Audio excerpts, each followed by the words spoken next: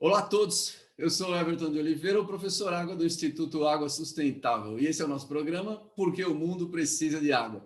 E a gente entrevista um monte de pessoas que têm a vida dedicada a esse tema tão nobre na nossa vida, né? Embora vocês possam não conhecer, as pessoas que não são da área possam não conhecer, esses nossos entrevistados são pessoas que tiveram uma carreira muito interessante e que têm uma paixão pelo assunto. E hoje não é diferente, vou trazer um convidado especial aqui, vocês já vão saber, já vou falar. Antes disso, só vou agradecer ao nosso patrocinador, a Hidroplan, que é quem tem mantido esse programa em pé. A Hidroplan é uma consultoria na área de recursos hídricos e meio ambiente e que tem o interesse em melhorar a nossa condição de vida no planeta. Então, obrigado pelos patrocinadores. E hoje eu trago para vocês aqui o meu amigo Paulo Paim. Eu vou tentar fazer um sotacão aqui de gaúcho da freguesia do Ó, né? O Paulo Paim é engenheiro civil da Universidade Federal do Rio Grande do Sul. Depois você fala se saiu bem isso aí ou não, Paulo, tá bom? Ele é técnico da Fundação Estadual de Planejamento Regional e Metropolitano. Atualmente presta serviço na Divisão de Planejamento do Departamento de Recursos Hídricos da Secretaria do Meio Ambiente do Estado. E é secretário executivo do Conselho de Recursos Hídricos do Rio Grande do Sul. Bem-vindo, Paulo. Eu sei que eu resumi para caramba o seu currículo aqui, mas a gente vai conversar da tua vida aí. Conta para a gente. Saiu dos Pampas para o mundo, né? Como é que você chegou aos recursos hídricos e como é que você se tornou o grande Paulo Paim que a gente conhece? Bom dia, Everton. Muitíssimo obrigado pelo convite. Pessoas velhas, né? Homens e mulheres velhas, gostam de contar história. Mas eu sou um contador de história por convicção. Assim, eu adoro contar, então vai ser muito bom. Espero que teus seguidores aí gostem também da nossa conversa. Um comentário: o grande Paulo Paim, eu imagino que seja pelos meus 1,82 m de altura e uma barriga descomunal que eu consegui na pandemia. No mais, mas, de qualquer maneira, muito obrigado. Everton, assim, eu nasci rapidamente, né, uma história pessoal, assim, e para chegar nos recursos hídricos. Eu nasci num bairro chamado Teresópolis, aqui em Porto Alegre, que na época, longínquo 1951, era uma periferia, né, completa. Hoje não, né? Hoje é um bairro inserido dentro do contexto urbano da cidade. E a vida toda estudei em escola pública, né? Na época ainda era primário, ginásio e científico, né?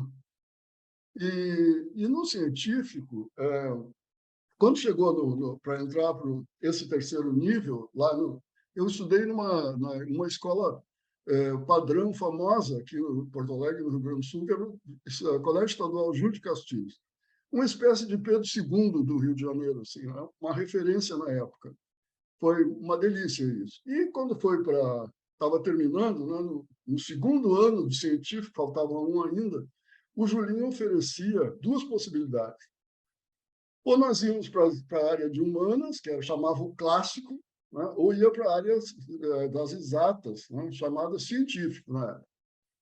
E tinha um professor, o professor Gil, que era psicopedagogo, ele entrevistava a gente e fazia aqueles testes né, de psicologia para saber para onde é que a gente era melhor, vai para um lado, vai para o outro. Aí eu fiz os meus testes, ele me chamou e me disse: bom, Paulo Paim, vai ser um ótimo historiador, é perfeito para as áreas médicas e sabe tudo de exatas.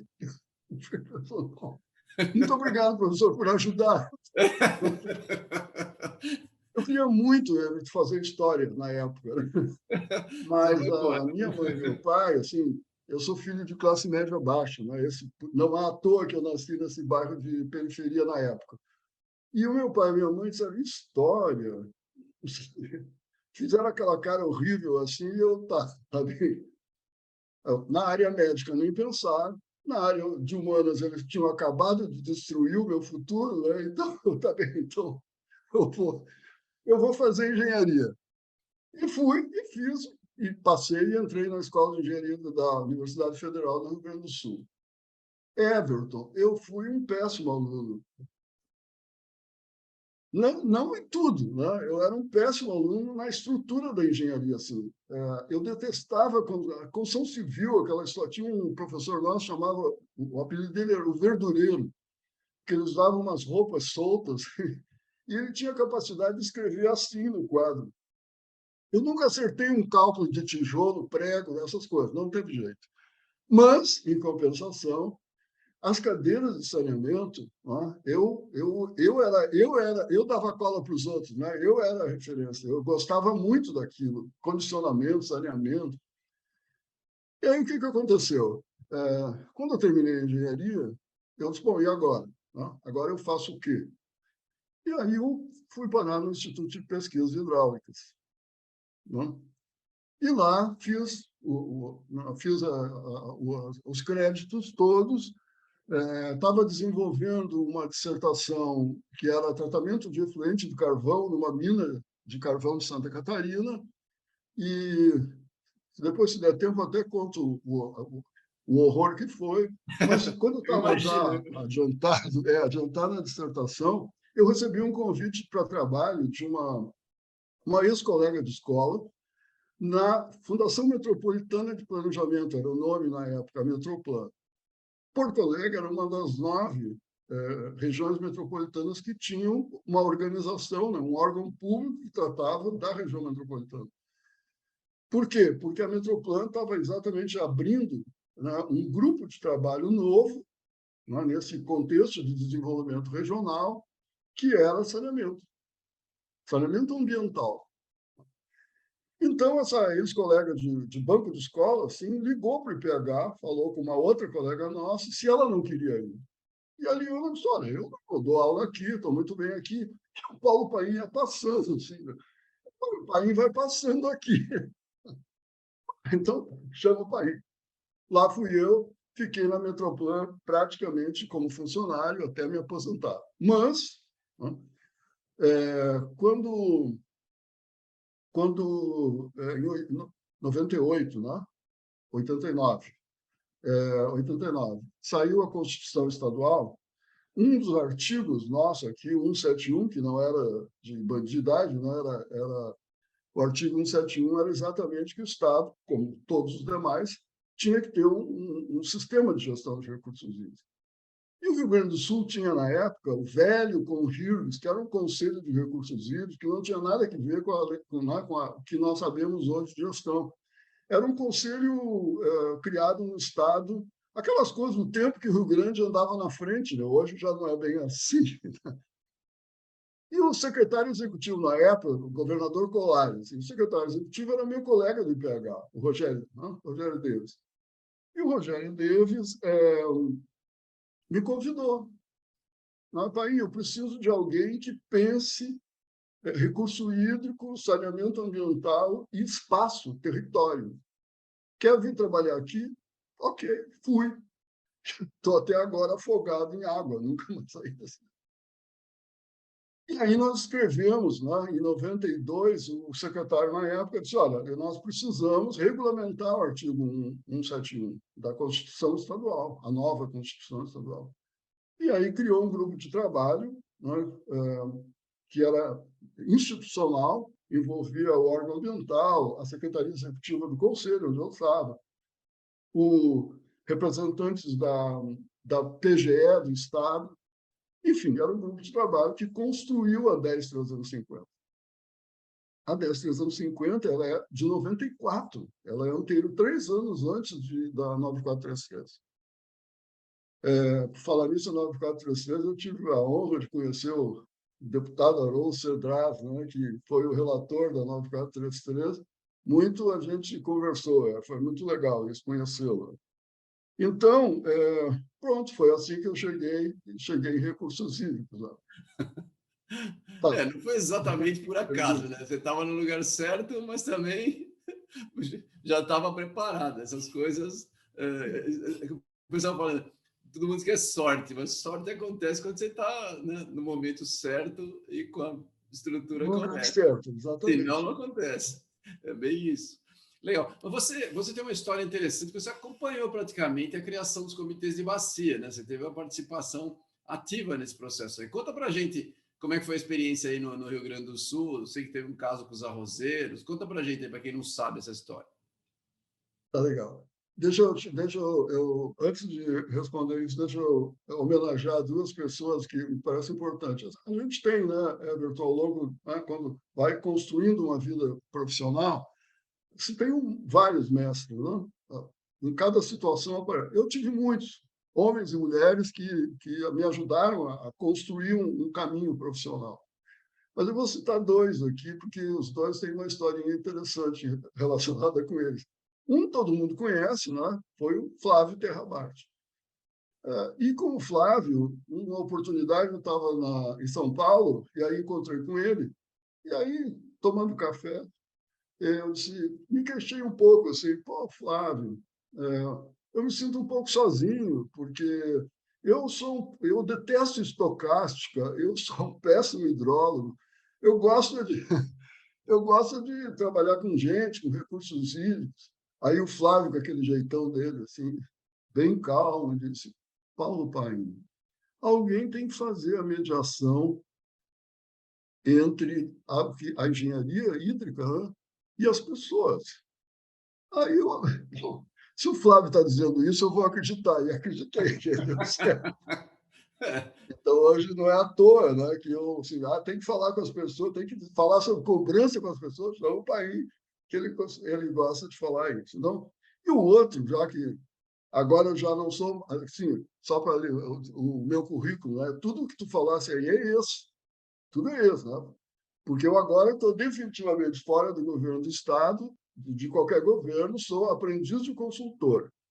E aí, para isso, já fui escolher logo o melhor para ser meu mestre, o Landa. Tu não acha que eu sou esperto, então?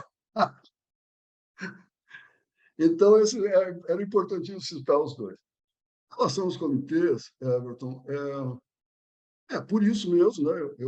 Na verdade, eu coloquei essa história dos dois mestres antes, exatamente para, né, para ficar muito claro assim, o caminho que eu acabei, né, acreditando no Terra Bart e trabalhando exatamente isso, a gestão de recursos hídricos, né, o conceito da gestão e como é que se leva isso para a sociedade. Né? Como é que leva para o seu João e a Dona Maria? Né? Senão não adianta, senão nós vamos continuar trabalhando para nós mesmos, né? Para os iniciados em gestão. Gestão é uma coisa complicada, não é simplesinho assim. Tá? Então, e tu não tem como falar em estatística, estocástica, escambau, São João e Dona Maria, tu tem que traduzir isso de alguma forma. Né? E eu gosto muito disso. Né? Não é à toa que eu gosto de conversar. Eu gosto de conversar porque eu gosto de conversar mesmo. Muito bem. Então, aqui no Rio Grande do Sul, são 25 comitês. Né? Eu ajudei em diferentes situações a construir todos os 25. E tem alguns aí pelo Espírito Santo, Minas Gerais, Bahia, Sergipe, Rio de Janeiro, que eu também ajudei. Mato Grosso, agora no Incobre ainda encontrei a do Tufo, né? Que eu não via há muito tempo. Né? Então é isso, eu acabei por acreditar, e mais ainda, né? Não é só por uma característica pessoal, é que eu ajudei a fazer a legislação. A gaúcha, fui coautor direto, né? E a nacional, por conversar bastante com o deputado e com as pessoas da época. Então, e eu acredito nisso. Podemos reconhecer que tem alguns erros e que os comitês não viraram exatamente o que se pensava. Sim, podemos até falar sobre isso mais adiante. Mas eu continuo acreditando. Tá? Quando eu voltei para o governo do Estado, agora em 2019, o secretário perguntou, tá, e aí o que nós vamos fazer com os comitês? Olha, Arthur, tem dois caminhos. Ou a gente esquece os comitês de bacia e faz gestão no tempo do Código de Águas, tá? Faz gestão unilateralmente, o governo faz, ou a gente acredita que o sistema serve para alguma coisa e recupera, né, a credibilidade, a eficácia da ação do comitê de bacia. Aí ele fez o óbvio, né? Tá, o que tu acredita? Não era para perguntar isso. Né? Então tá, então seguimos, né? Com todas as dificuldades que os nossos comitês têm hoje. Mas, então, assim, criar comitê de bacia na época e depois conviver com isso, né? Achar um espaço, é complicado, né? Então, assim, nós precisamos entender de uma vez por todas que o sistema de gestão de recursos hídricos, a agenda azul, ela não conversa com a agenda marrom, que é a gestão ambiental, ou conversa muito mal, e muito menos com a agenda verde, que é do tempo né, do IBDF, lá do tempo dos militares. Né? Então, é importante isso, que as pessoas entendam para que serve esse negócio. Eu paro por aqui para tu perguntar, porque senão eu já vou emendando, já vou falando Não. outra coisa. Fala da história dos arrozeiros lá, porque é uma história interessante. Dos A sinos? história dos arrozeiros, que é uma história interessante, quando você trabalhou com eles lá. Desculpa, não te entendi. Pode repetir. Claro, dos arrozeiros lá, do pessoal da plantação de Ah, arroz. pois é. A história dos comitês gaúchos, elas começam com o comitê Sinos, né, que é o Sinos, e o Gravataí e o Santa Maria. São os três primeiros. O Sinos existe antes da lei gaúcha das águas. O Gravataí também, né, são duas bacias lindeiras, uma do lado da outra. O Sinos, famosa pelo couro, né, pelas indústrias de calçados, e o Gravataí, então, um povo que ocupou o território por dentro da água, né? São alemães que chegaram a ocupar o território de barco, de verdade. Então, os sinos têm a sociedade tem uma relação muito forte com a bacia dos sinos. Né? E no Gravataí, que é do lado, é outra cultura completamente diferente. Assim, é uma população mais aguerrida, no sentido político da palavra. E o terceiro, o Santa Maria, estava no meio do caminho. Assim, esses dois se formaram antes da lei. Bom, eu vou ter que falar do terceiro, porque é onde tem mais produtores de arroz. Né? Santa Maria, na verdade, é uma região na fronteira oeste. Né? Quem conhece sabe onde é que está a lavoura arrozeira, basicamente é na fronteira oeste e sul do estado.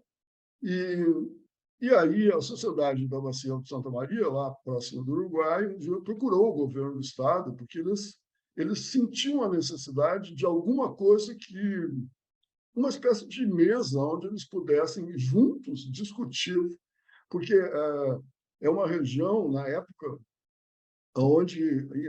em períodos de estiagem, assim, o Rio Santa Maria cortava, ficava um colar de lagoas. Assim, né? E o abastecimento humano ficava muito prejudicado no verão. A lavoura utilizando água bastante, calor, né? pouca água, e o abastecimento humano ficava prejudicado. Eles precisavam organizar isso e queriam ajuda. Aí tinha duas opções, Everton. Assim. Tinha uma experiência de um consórcio municipal muito bom aqui no Rio Grande do Sul, na época, e tinha a figura do comitê de bacia que estava nascendo. O pessoal da região veio nos procurar. A gente queria conhecer o consórcio. Aí o Rogério e eu dissemos, olha, ok, vamos lá. Mas tem uma figura novinha aqui, que é o comitê de bacia, que funciona assim, assim. Resultado, eles escolheram o comitê de bacia e participam muito até hoje. É um comitê muito ativo. E lá estão, ele é basicamente formado, né? A gente costuma brincar que até ONG ambientalista é arrozeira, na bacia do Santa Maria. Porque é basicamente uma organização em torno da produção do arroz, não de produtores necessariamente, mas os agrônomos que fazem parte estão para isso, as ONGs não, mas eu brinco que sim. Os governos municipais vivem disso. Então, por incrível que pareça, porque existe aquela visão de que o campo é lento, né, para mudanças. Pois, olha, em relação à gestão do uso da água aqui no Rio Grande do Sul, não foi. Ao contrário, né? Os arrozeiros, talvez porque tenham procurado a gente, né? Eles pegaram e até hoje carregam o comitê de bacia nas costas, assim, com muita tranquilidade. Quem teve muita dificuldade, ainda tem, e aí não é só aqui no Rio Grande, exatamente são as prefeituras, o que é lamentável, né? E a Câmara de Vereadores, que sempre teve muito. Aí vem esses comitês de bacia legislar no lugar da gente. Não, não. Mas os produtores não, os produtores sim. Claro, se tu perguntar para a produção de arroz hoje se quer implantar a cobrança pelo uso da água, a resposta é não. Mas eles não estão sozinhos, não. Nós dois também não queremos. Os técnicos sim, mas o cidadão não. Né? O cidadão nunca quer pagar, é verdade, é verdade. É verdade. Muito bem, muito bem. Vamos falar outra coisa. Você foi o fundador e o primeiro coordenador do Fórum Nacional dos Comitês de Bacia, né? Como surgiu a ideia disso aí? Quais os sucessos e insucessos do Fórum? Explica para quem não conhece, primeiro o que é o Fórum e aí depois você conta como é que veio essa ideia e os detalhes. Então, vamos voltar um pouquinho no tempo. Né? Estamos lá em 1996, 97, e na época nós tínhamos assim, o Estado de São Paulo já com os comitês, os 21 implantados, né? São Paulo implantou todos simultaneamente, né?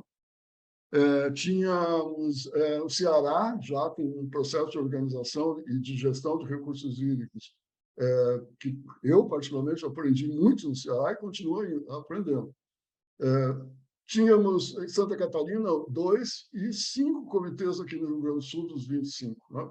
Que, como ao contrário de São Paulo, como todos aqui nasceram de baixo para cima, então, sim, eles foram se criando ao longo, na medida em que um funcionava, o outro foi, e aí todos nasceram, mas não foi assim todos numa tacada só. Tinham 5 aqui. E aí o que acontece, né? Começou a acontecer a necessidade, percebeu-se a necessidade de conversar. Né? Imagina, estamos em 97, Comitê de Bacia, se agora é uma coisa complicada né, da sociedade como um todo entender, tu imagina naquela época. Então, começamos a trocar informações, visitas, né? Vou para o Ceará, o pessoal vem, vou para Santa Catarina, São Paulo, enfim. E aí surgiu a ideia, naturalmente, de fazer um encontro, primeiro encontro de comitê de bacia hidrográfica, foi um encontro regional, né, porque se tomou cuidado de não chamar de nacional, que não existia ainda. Então, Ceará, São Paulo, Santa Catarina, Rio Grande do Sul, acho que não deixei ninguém de fora, fizemos o primeiro encontro aqui em Porto Alegre, né, na Sociedade de Engenharia do Rio Grande do Sul, na beira do Guaíba, fizemos o primeiro encontro de comitê de bacia. E desse encontro nasceu a necessidade de uma organização nacional. E aí ocorreu o primeiro encontro, primeiro Incob, né, em Ribeirão Preto, em 98. E de lá para cá são 24 anos. Né? Estamos no 24º Incob, que mudou muito de perfil. Né? E para que servia na época, né? E ainda deveria servir? Exatamente para que os comitês pudessem, horizontalmente, né, trocar informações. Mas não tinha estatuto, não, sabe? Não tinha uma organização, não era para ser uma organização, a gente chamava, era para ser uma onda. Né? Uma onda de informações que fluísse horizontalmente entre os comitês, que não precisasse ficar passando, né, pelos governos e voltando, pelo governo e voltando. Não era para ser oposição ao governo, não era nada disso, mas era para tornar fluido uma onda, né? Uma onda de informações que pudesse circular. E foi mesmo. Né? O Incob, que não se chamava assim, o Encontro Nacional, até o 6º encontro, pelo menos, foi mesmo isso. Não tinha organização, não tinha estatuto, né? Era bem amador. Era bem amador. Então, é essa a ideia. Né? Foi por isso que nasceu o Incob, nasceu de um encontro regional, que foi o primeiro aqui em Porto Alegre, o segundo em Ribeirão Preto, e aí foi, né? Minas. E aí tem mais uma das minhas histórias muito engraçada, porque eu fui o primeiro coordenador. E o Paulo Maciel, de Minas, foi o segundo. Né? Então, o nosso lema assim, era do chimarrão ao café, de Paulo para Paulo, a gestão de recursos hídricos segue em frente. Era isso, muito engraçado. Né? Ué, mas não era o leite em Minas Gerais, era café, pô. Café é São Paulo, cara, não é? Bom, vamos lá. Mas Então, dá para ver, vou fazer uma pergunta aqui bem óbvia para você, mas como é que você vê a mobilização e a participação social, então, dentro dos processos de planejamento do uso da água e saneamento ambiental, já que você é um advogado defensor dos comitês de bacia, que eu concordo, né? E quais os exemplos exitosos que a gente pode usar e que pode ser feito para melhorar essa relação, dessa participação social? Primeiro, assim, um comentário de que não é fácil. Né? Nós somos uma sociedade, né, que ainda estamos aprendendo, né, aprendizes de participação na construção de políticas públicas. Ainda está muito inuviado, ainda está muito inuviado. Né? O brasileiro viveu lá ditaduras civis e ditaduras militares, então onde esse negócio de participação não era bem assim.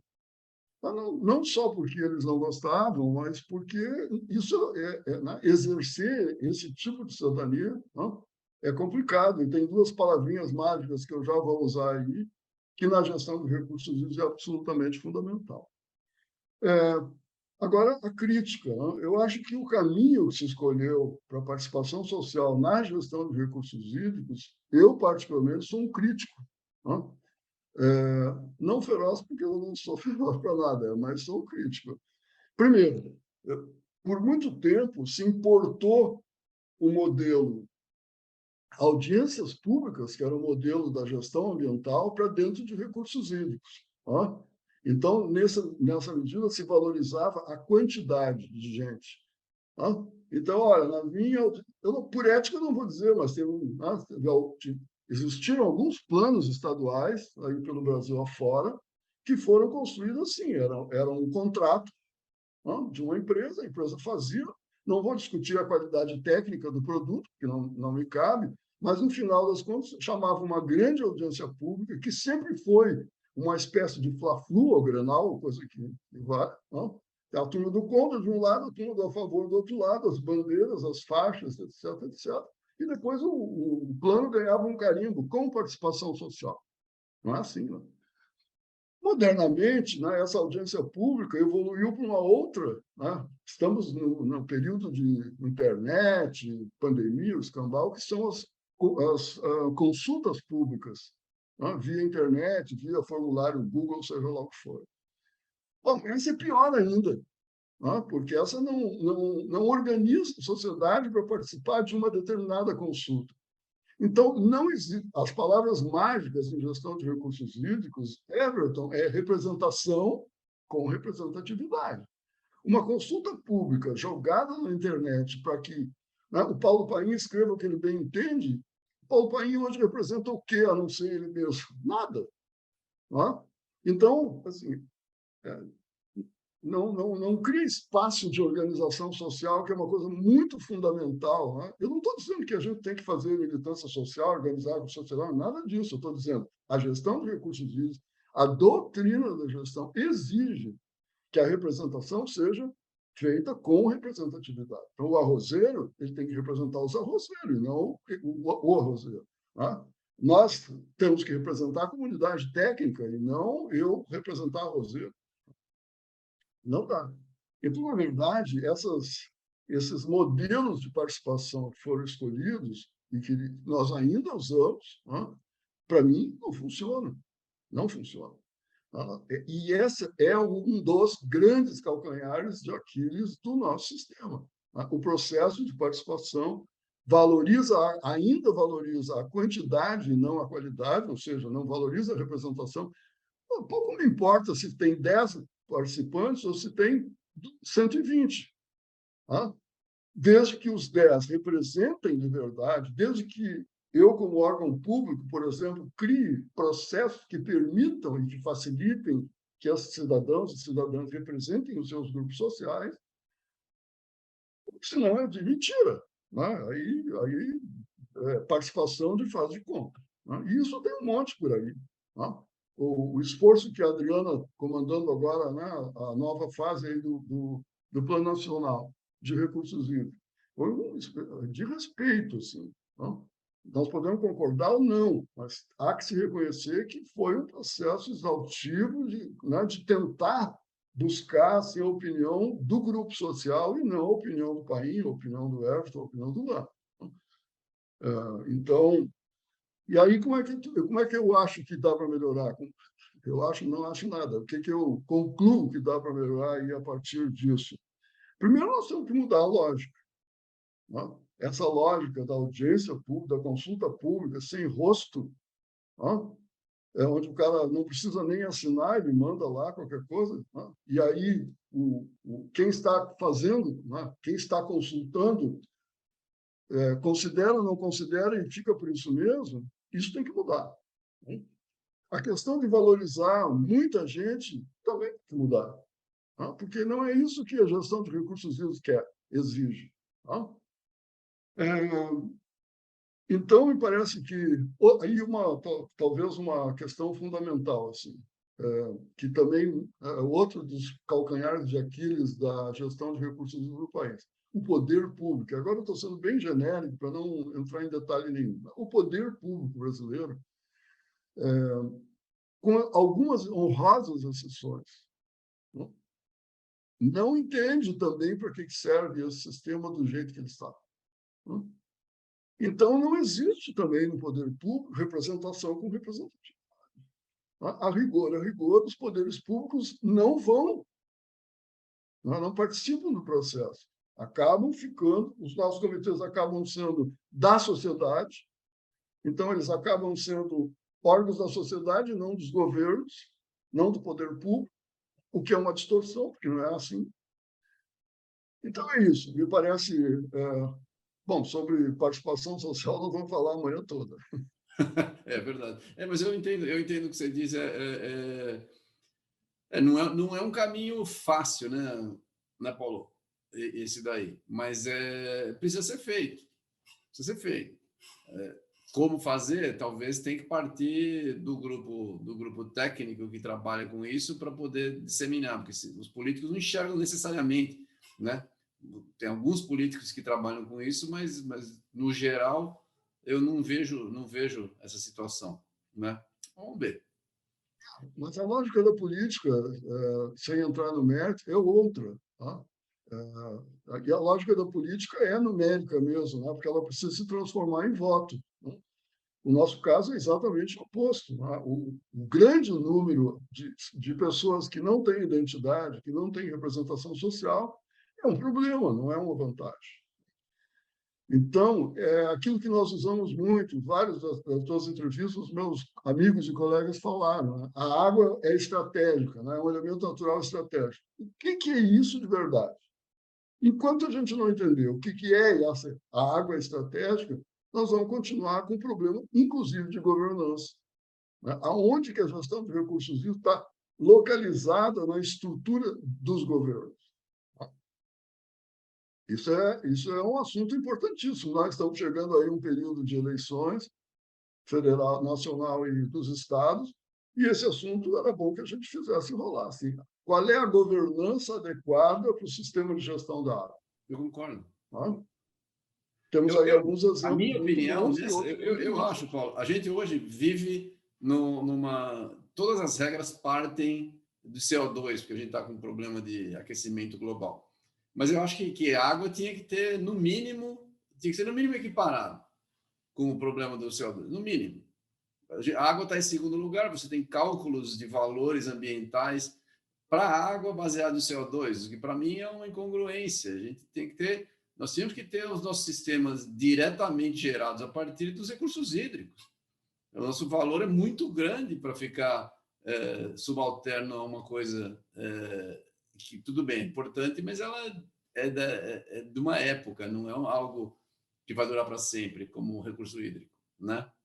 Temos que pensar, suas ideias são muito boas. Vou fazer uma pergunta, você está falando, teve grande experiência no executivo, que não tem nada a ver com, não necessariamente com você ser obrigado a tomar decisão, né? Você já viu sei lá, problemas, soluções, né? Como é que você vê o sistema águas em geral no Brasil? O que a gente pode fazer para melhorar isso? Você que teve essa experiência e viu, dá para melhorar ou quando você está como executivo, na verdade, o alcance é menor do que a gente espera? Olha, assim, é uma questão, para mim, é uma questão de papéis, né? E esses anos todos aí, 42 anos perdão, de vida pública, não sei se me autorizam ou não, mas pelo menos acabaram formando uma opinião sobre isso.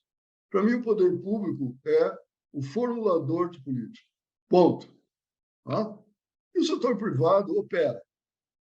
Isso serve para qualquer coisa, inclusive para a gestão de recursos hídricos. Isso é uma tese que serve para qualquer coisa. Né? Então, essa é a primeira questão. Assim. E aí eu acho que na área de gestão de recursos hídricos, né, a área pública não está conseguindo isso. Não está conseguindo. Outro comentário interessante, que até a Yudis falou, né, agora, como é que é trabalhar no setor público? Né? Vou destacar dois aspectos que me parecem importantes. Por um lado, te permite um grau de criatividade brutal, né, que na área privada não. Né? Hoje, como aprendiz de consultor e tendo Lana como mestre, eu sei exatamente assim, quando me contrato para fazer alguma coisa, né, eu espero que contratem muito mais, me contrato para fazer alguma coisa, eu tenho que entregar aquele produto esperado. Eu posso colocar, né, o meu jeito, a minha experiência, enfim, eu posso colocar tudo que eu quiser, mas o produto final é o mesmo. Na área pública é o contrário. Não? Como formulador de políticas públicas, te permite uma criatividade enorme. Assim. Então, é muito gostoso de trabalhar na área pública. Esse é o lado bom, esse é o lado positivo. Por outro lado, eu não vou ficar batendo aqui numa tecla que todo mundo conhece. Né? O setor público é um emaranhado, né, de interesses, não assim que nem na gestão de recursos hídricos, né, que cada representante num comitê de bacia defende um interesse claro, explícito, não tem. Né? Não. Na gestão pública é um emaranhado de interesses, inclusive de questões pessoais. Assim, olha, eu não vou muito com a tua cara, então tu não trabalha comigo. Tem isso. Claro Ou que não tem. tem? Tá? Claro que A tem. turma aqui que é funcionário público me conteste. Né? Tem. Então, Tem. veja, assim, sabe, é uma relação, sempre foi, a minha, por exemplo, de amor e ódio. Né? Eu fui para a área pública porque quis.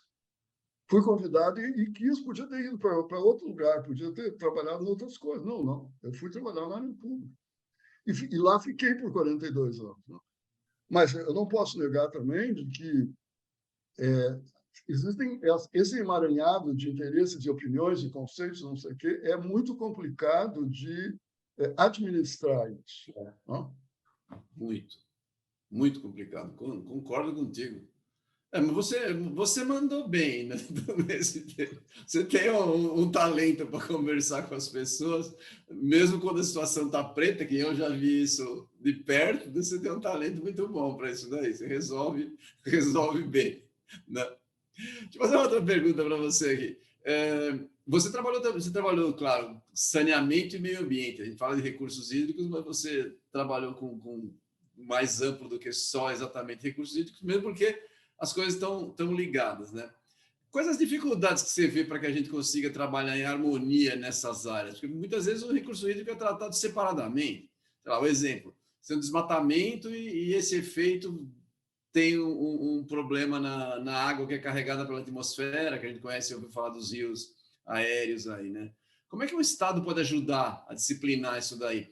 Principalmente considerando digamos assim, uma manutenção sustentável do ciclo hidrológico. É possível a gente fazer isso ou você acha que é sonho? É difícil, né? Mas eu não acho que seja, né, uma utopia, muito antes pelo contrário. A primeira coisa quando se fala em vamos articular sistemas, conceitos, pessoas, a primeira coisa que tem que se admitir com coragem é somos diferentes. Tá? A primeira questão para nós dois sermos amigos, Everton, é saber que o Everton é o Everton, o Paulo Paim é o Paulo Paim, que nós não somos iguais. Tá? É a partir das diferenças que nós precisamos construir. Então, esses três setores que eu transito por eles com uma certa liberdade, digamos assim, que é o saneamento, né? O meio ambiente e a gestão de recursos hídricos, a primeira questão é essa. São coisas diferentes, né? Com objetivos diferentes, historicamente construídos em períodos, né, da história do Brasil diferentes. A lógica de saneamento no Brasil não é a mesma lógica de saneamento na França, não é. Nós temos que reconhecer a história da gestão ambiental, essa nossa legislação carrancuda de gestão ambiental, ela não é assim de graça, né? Ela surgiu num período pós-militar, né? Ou ainda no período militar, onde os líderes, nossos líderes ambientalistas da época, eles vieram da liderança política. Como lá não tinha mais espaço, não iam ser presos, as pessoas vieram, não, agora nosso discurso agora é a área ambiental e tem que preservar. Então é isso. E a água tudo chegou depois, né? A água, vamos negociar, o comitê de bacia, todos os interesses são legítimos em relação à água, né? Ainda tem mais o governo. Então, essa é a primeira questão. Saneamento tem uma lógica, meio ambiente tem outra, recurso tem. Admitido isso, bom, agora então nós vamos conversar. Agora nós vamos tentar identificar onde é que estão as pontes entre um e outro. Tá? Por exemplo, vou dar um exemplo que é clássico, né? Onde é que está a ponte entre a gestão de recursos e a gestão ambiental? É o planejamento. Né? Quem é que sabe isso, Everton? Quem é que sabe? Quem é que já se preocupou em saber qual é a ponte de verão? Não. Tinha uma ministra, que eu não vou dizer o nome por ética, também, ela chegava no conselho e dizia: vocês têm que se articular com o Conselho de Meio Ambiente. Sim. A presidente do conselho era ela. Ela tinha que promover isso, não chegar lá e dizer na reunião assim: vocês têm que se articular com o meio. Deem as mãos para o meio. Como assim deem as mãos para o sistema ambiental? São completamente diferentes, lógica diferente. Não tem comando e controle na gestão de recursos hídricos. Tem a outorga, né? Mas ela é associada à discussão, à conversa, etc. Mas o sistema ambiental é só comando e controle.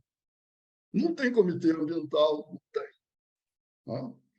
Então, e o saneamento? O saneamento, hoje, o que se pensa no saneamento é completamente diferente do que se pensava quando eu trabalhava com saneamento.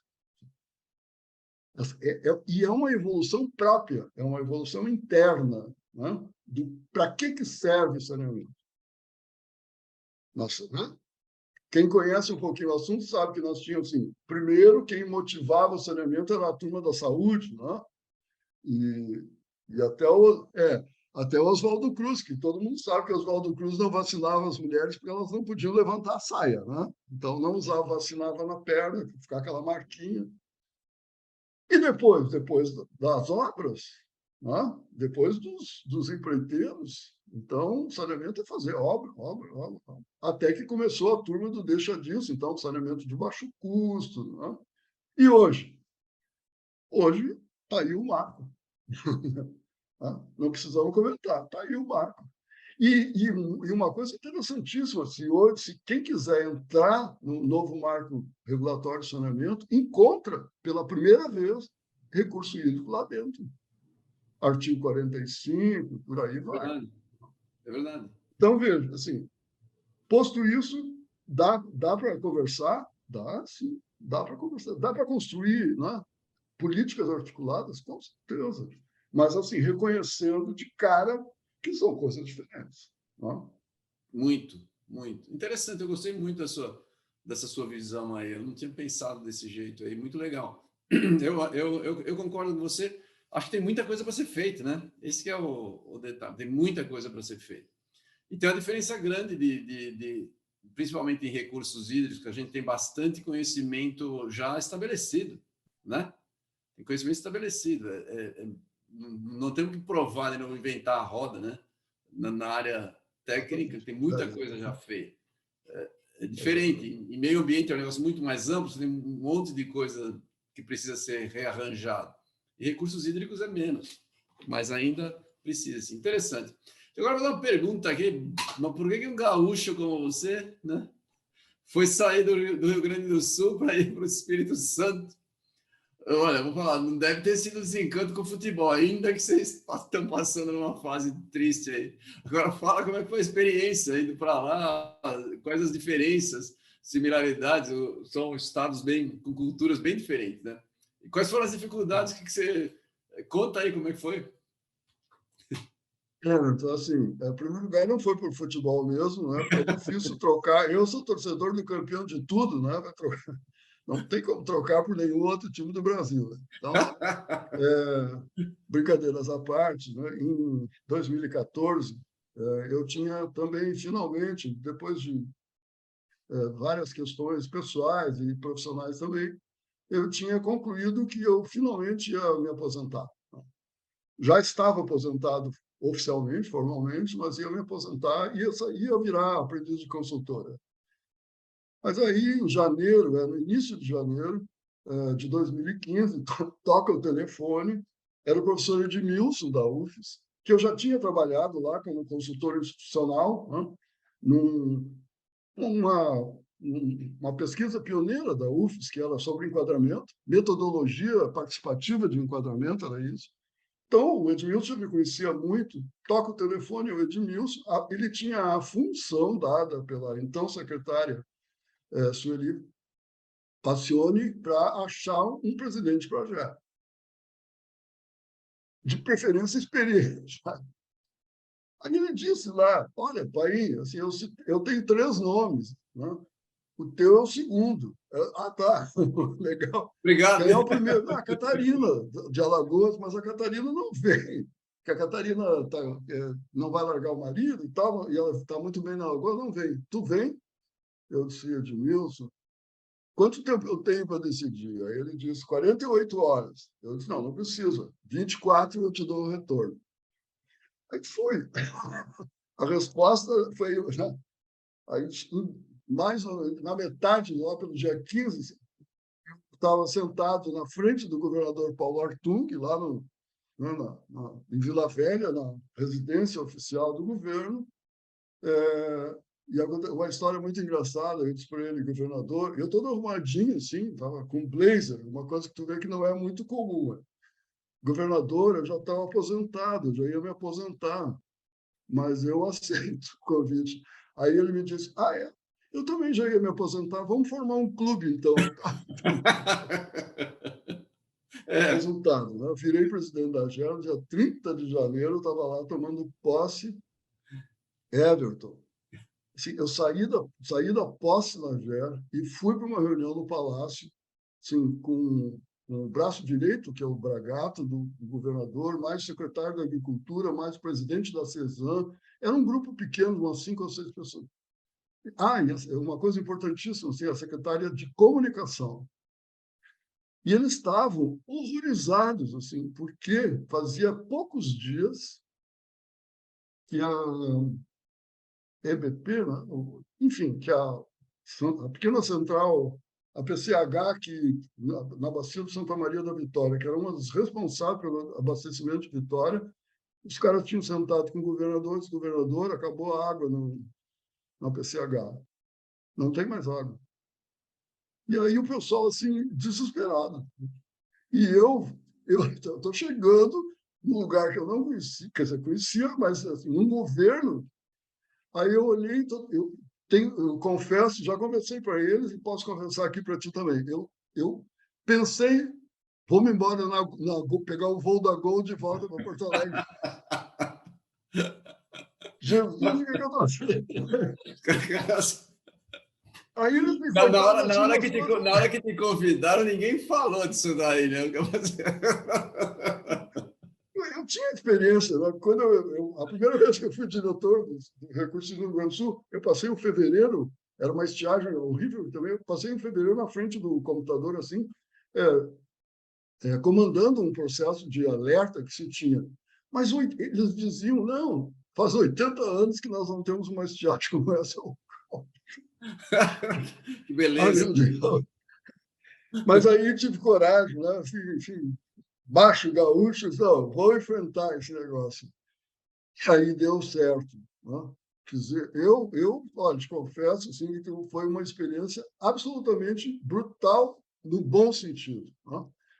trabalhamos muito. Assim, passei 2 anos e meio com 35 graus todos os dias, né? Com uma morrendo de saudade do meu inverno aqui, de passar frio. Mas foi um sucesso. Assim, né? 2 grandes desafios, na minha opinião, assim, que foi o mais desafiador mesmo. Assim. Primeiro, a estiagem. Né? Tinha acabado a água no Espírito Santo. Né? E Eu a sei bem, lavoura do a café. gente se encontrou lá nesse E a momento. lavoura do café e a lavoura da pimenta, sabe? E as populações, o que nós vamos fazer com esse negócio? Então, esse foi um grande desafio, e daí decorreu, né, da ação dura que o governo foi obrigado. Um parênteses, assim, o governador Paulo Artung criou o que ele chama de Comitê Hídrico, e tem um grupo de WhatsApp até hoje. Né? O Comitê Hídrico era formado por todas as entidades do governo, mais o Fórum do Comitê de Bacia Capixaba, e se reunia sistematicamente de 15 em 15 dias, ou menos quando era preciso, sem pauta, sem convocação, sem coisa nenhuma. Assim, era decisão política.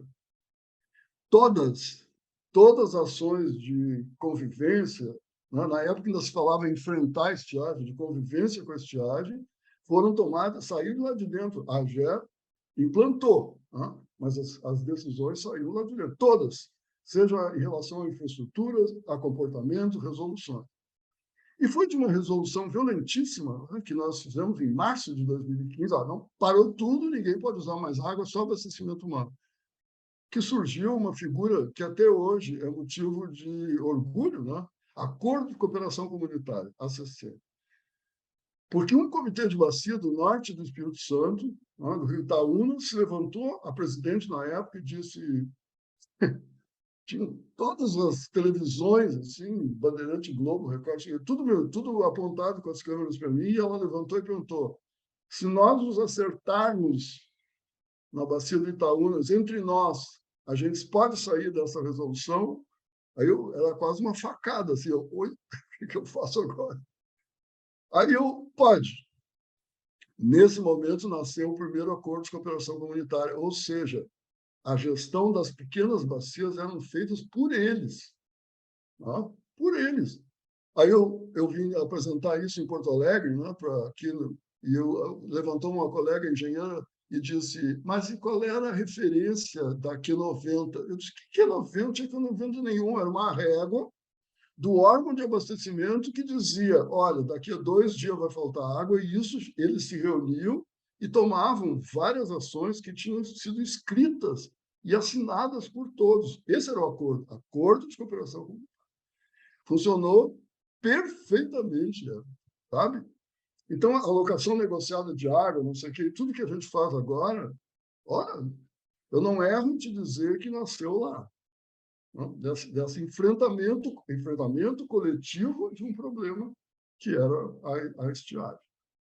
O outro desafio, Everton, não tem nada a ver com isso. O outro desafio é o seguinte: a AGER tinha 1 ano de vida. Todos os técnicos da AGER eram oriundos do IEMA, do Instituto de Meio Ambiente. Todos tinham a cultura do meio ambiente.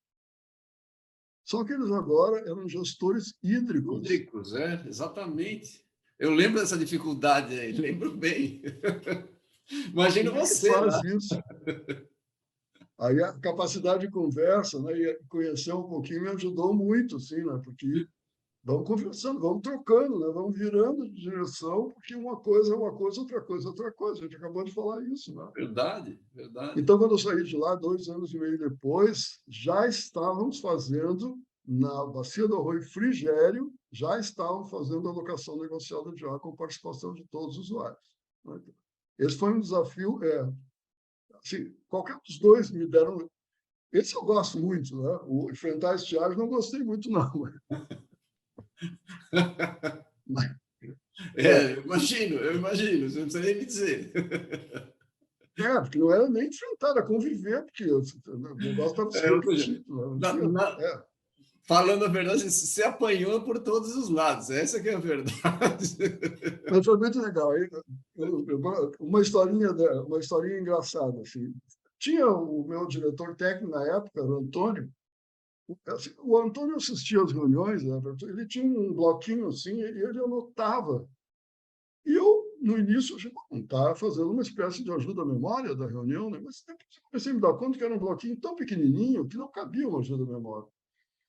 Lá pelas calçadas, eu perguntei, Antônio, o que tu está anotando aí? Ele disse, eu estou fazendo um dicionário de gauchês para poder falar contigo. Tá vendo? Cheguei a ficar vermelho na rua. Então, não quer que eu ajude, né? Vamos lá. Imagina você falar com a É, comunidade pequena lá do norte do Rio Grande do Espírito Santo com o seu gauchês, é verdade.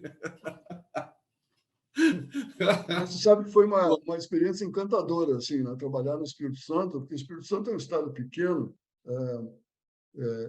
assim, parece que não tem tradições, né? Como o Rio Grande do Sul, que é um estado pesado, que tem uma tradição, né, muito forte. O Espírito Santo é muito interessante trabalhar, porque é isso, ele anda, né? Se tu der uma empurradinha, assim, a coisa vai andando. Em 2 anos e meio no Espírito Santo, eu fiz coisas inimagináveis. Eu não, mano. Eu era só o presidente da Gera, 38 técnicos, mais toda uma equipe de apoio, mas o governo andava, sabe? As coisas não eram. Isso que nós falamos antes, que eu disse, né? As coisas todas intrincadas, normal dos governos, no Espírito Santo, naquela época, pelo menos, não, que eu sei, não tinha. Então, assim, ia para a reunião do Comitê Hídrico bom, então vamos lá. Decidiu. Se eu ganhei, eu perdi a discussão, azar, estava tomada a decisão, vamos embora, vamos todo mundo para frente. Então, isso foi uma experiência muito interessante. Muito legal, muito legal essa história aí. Bom, futebol por lá não, né? Não dá nem para ficar fã de nenhum time do Espírito Santo, né? Porque Eu pensei em morar lá. vamos lá, e agora de volta para o Rio Grande do Sul aí, como é que você vê as perspectivas? Agora do outro lado do balcão, como consultor, né? Como é que você vê as perspectivas aí para o Estado? Antes disso, aliás, eu saí do Espírito Santo, né? Deixei o governo exatamente porque tinha recebido aqui no Rio Grande do Sul um convite irrecusável. Assim, o prefeito de Canoas, né? Que é um município aqui praticamente conurbado com Porto Alegre, me convidou para assumir a Secretaria do Meio Ambiente Municipal. Isso era um sonho muito grande, assim, de fazer gestão ambiental, da água não, né, porque não se faz gestão ao nível municipal, pelo menos do ponto de vista formal. Mas fazer gestão ambiental na escala de 1 para 1, sabe, assim, no osso, né? Isso eu queria muito fazer isso. E fiquei também 2 anos como secretário municipal, 2 anos e meio, e foi uma experiência deliciosa, assim, né? Escala de 1 para 1, né? As pessoas batendo na porta do secretário, chorando para enfrentar lá um problema de um pica-pau. Então, essa foi o primeiro. E depois, a convite do secretário Arthur no governo Eduardo Leite, eu acabei sendo diretor de novo, né? Mas aí, quando chegou outubro do ano passado, eu disse,